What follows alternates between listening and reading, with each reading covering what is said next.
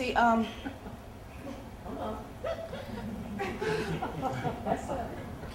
when I was driving home one day from work, I was listening to an urban hip-hop radio station, and they were offering us women the opportunity to win a date from some articulate-sounding brother from the sales department. And the women who were calling in were just awful. I mean, they didn't sound like they had the sense the good Lord gave them. And I quite frankly didn't like the representation that we black women were getting. So I don't know exactly what got into me, but I decided to call. What do you look like? Queen Latifah, but shorter and a little thinner. I think so. Do you work out? Yes, but only at night. I mean, that's funny. That'll break the ice, right? So, and then he asks, if you were a song, what song would you be?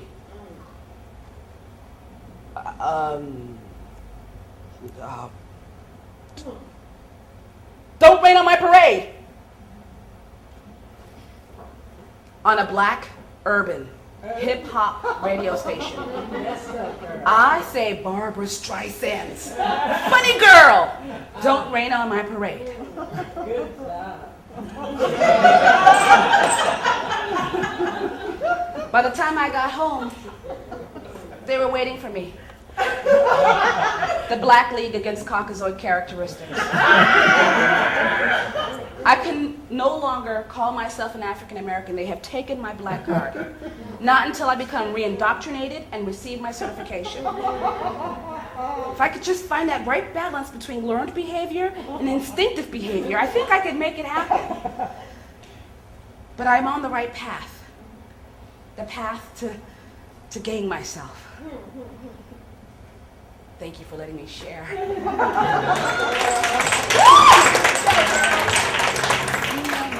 the world are women who are full-figured.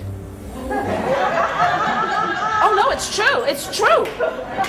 I'm not talking about like tall women or even big-boned women. I'm talking about women who got some cushion for the pushing. You know what I mean? Oh yes. Big girls are capable of far more feats than the average skinny little girl.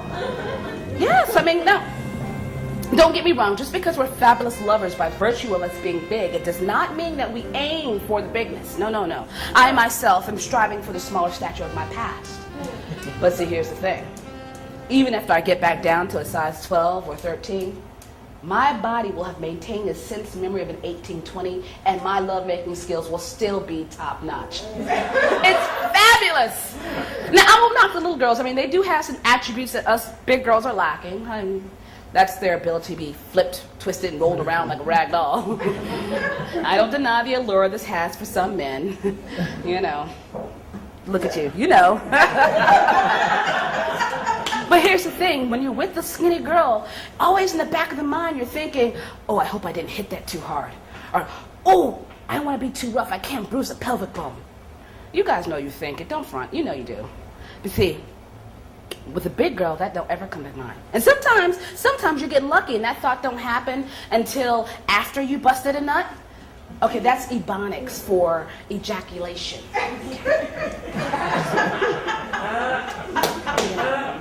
And sometimes, you know, this thought comes into your mind while you're getting your groove on, or worse yet, you know, before you get your groove on, which can lead to no nut busting at all.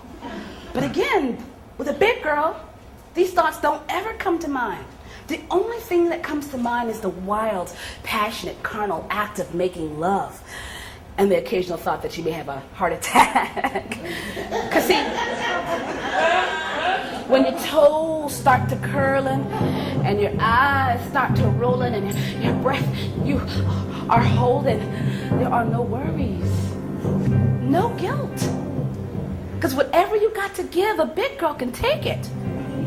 Oh yes, you can believe that. We can take it. Holla back here.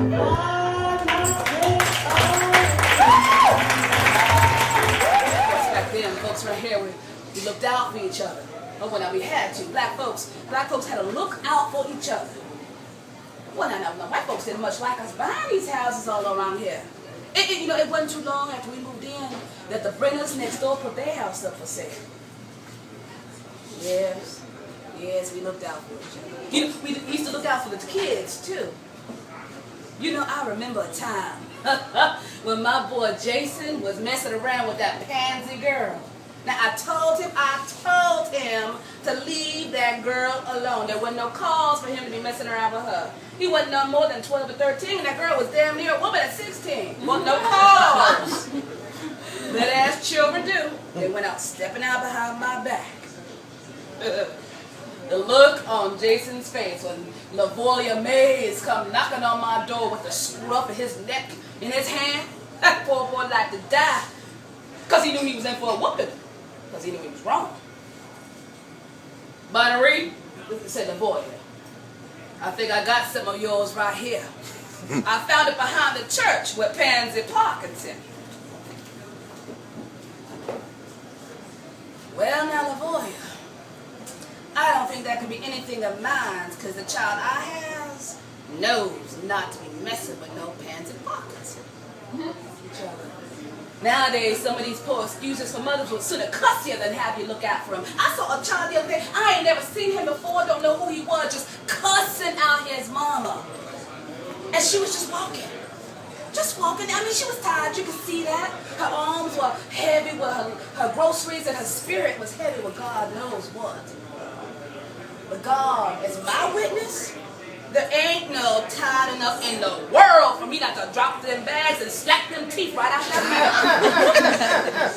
mouth. See, you hear more of that mess every day. Used to be when I was coming up, you didn't hear nobody talking to their parents like that, black or white. Now you look up and it's all you hear. You hear the children just cussing up a storm, and half the time the parents are cussing right back. It is just sickening. And we wonder why they got these kids out there busting out car windows and smoking that reefer. Ain't nobody paying them no kind of mind, let alone watching for them. Like Marcus Smith, Tanya Smith's boy from 2 houses down, he found a gun in a wash over behind the school. Now I heard tell he had thought to keep it because he apparently had been pounding it in cement trying to get some of that mud dislodged. I guess he got enough out because as little Abigail's baby sister and her mama were coming back from school, it went off. Shot that baby girl in the side.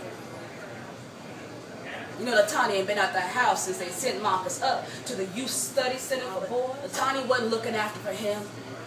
He would be out there in the streets with his pants all hanging low on his behind, half braids, half afro, thinking he's some kind of something. Cussing up a storm, no respect for himself.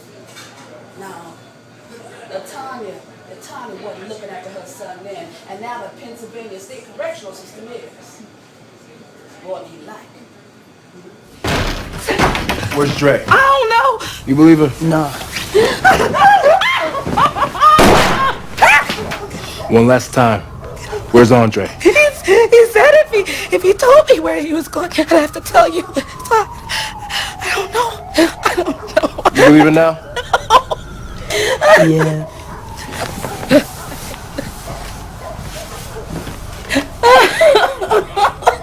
Dive in and save me or live with the guilt of letting me die. He chose to save me. Like I knew he would. And so he pulled me out of the water and he laid me against the dock. And the truth is, by that time, I really did need some air. But he was crying and choking and spitting out water, and I turned to him and I said, "You saved me, little man."